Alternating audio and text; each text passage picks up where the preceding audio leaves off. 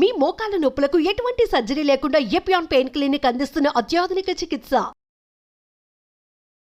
నమస్తే, welcome to Suman TV. నేను మీ సాయి భైరి. ప్రస్తుతం దేశంలో ఊబకాయ సమస్య అనేది విపరీతంగా పెరుగుతుంది. దీనికి సంబంధించి ప్రధాని మోదీ కూడా రీసెంట్గా మాట్లాడడం జరిగింది. ఊబకాయం అనేది ఇంకా ఫ్యూచర్లో ప్రమాదకరంగా మారబోతుందనేటువంటి అంశాన్ని గుర్తించకపోతే చాలా ప్రమాదం ఉందనేటువంటి అంశాన్ని కూడా చాలామంది నిపుణులు వ్యక్తం చేస్తున్నారు.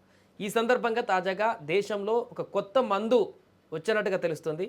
ఎవరైతే లావుగా ఉన్నారో వారందరినీ కూడా తగ్గించేటువంటి విధంగా ఈ మందు ఉపయోగపడుతుందా అనేటువంటి ఒక ప్రశ్న అయితే మనకు ఇప్పుడు ఉత్పన్నమవుతుంది. దీనికి సంబంధించి మనం మాట్లాడదాం. మనతో పాటు ప్రముఖ డాక్టర్ కిరణ్ గంగా గారు ఉన్నారు.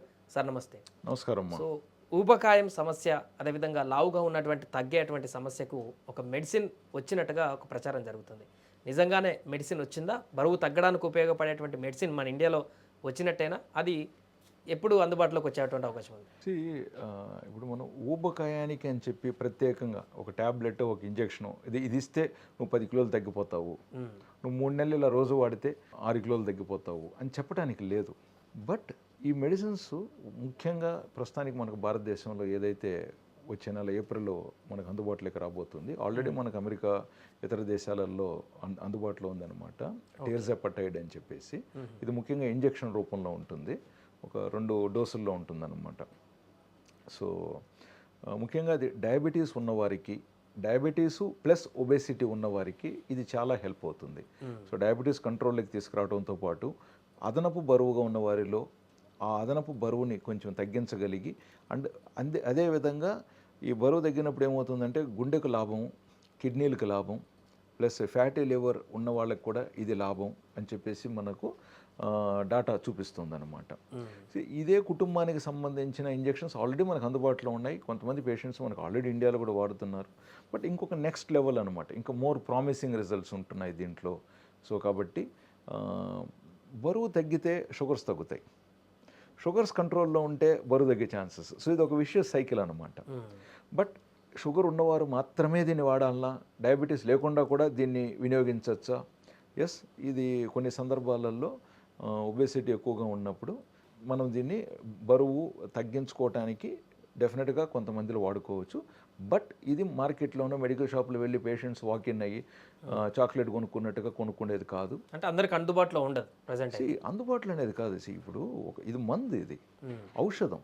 ఔషధం అనేది ఒక డాక్టరు ఒక ప్రిస్క్రిప్షను, అది ఎవరికి ఎంతకాలం వాడాలి, దానికి ప్రక్రియలు ఏంటి, దానికి తీసుకోవాల్సిన జాగ్రత్తలు ఏంటి, మరి అటువంటి ఔషధం తీసుకుంటున్నప్పుడు వాళ్ళు ఖచ్చితంగా పాటించాల్సిన వ్యవహారాలు ఏంటి, ఇవన్నీ ఉంటాయి. బట్ మనకి ఇండియాలో ప్రాబ్లం ఏంటంటే, ఒక మెడిసిన్ ఏదైనా పేరు విన్నారనుకోండి, మెడికల్ షాప్లో వెళ్ళేసి కొనుక్కోవటం, వేసుకోవటం, ఆ తర్వాత దాంతో మాకు సైడ్ ఎఫెక్ట్స్ వచ్చాయని చెప్పటం, ఆ తర్వాత పలానా మందు సైడ్ ఎఫెక్ట్స్ ఉన్నాయని చెప్పేసి ఇలా తయారవుతుంది అనమాట.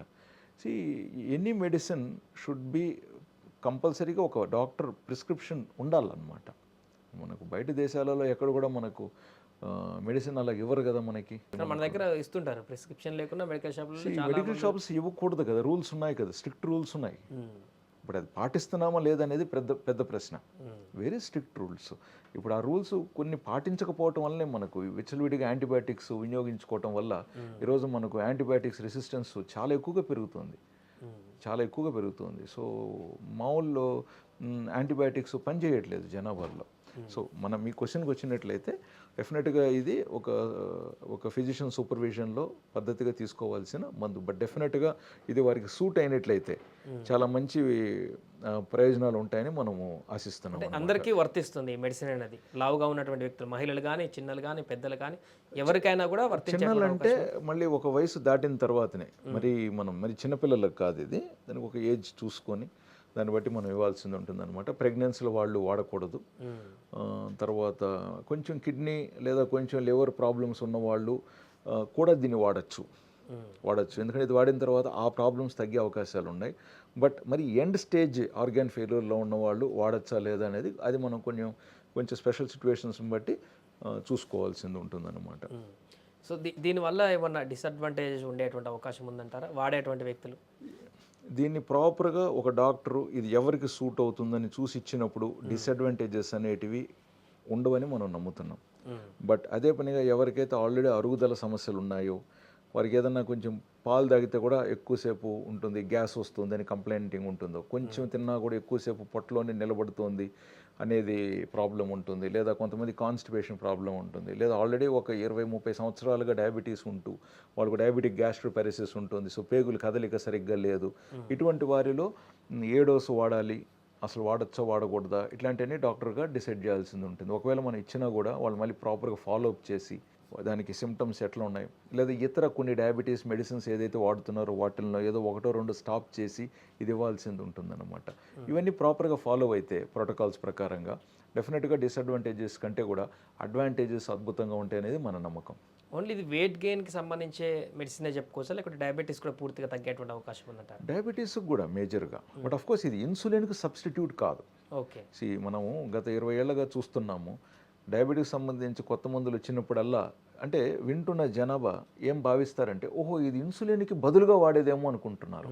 ఇన్సులిన్కు బదులుగా వాడేటివి కావు. ఇన్సులిన్ అవసరం ఉంటే అది ఇన్సులిన్, ఇన్సులిన్ అవసరం లేదు అనుకుంటే ఇవి, లేదా ఇన్సులిన్తో పాటు ఇవ్వాలనుకుంటే అవి, అట్లుంటుంది.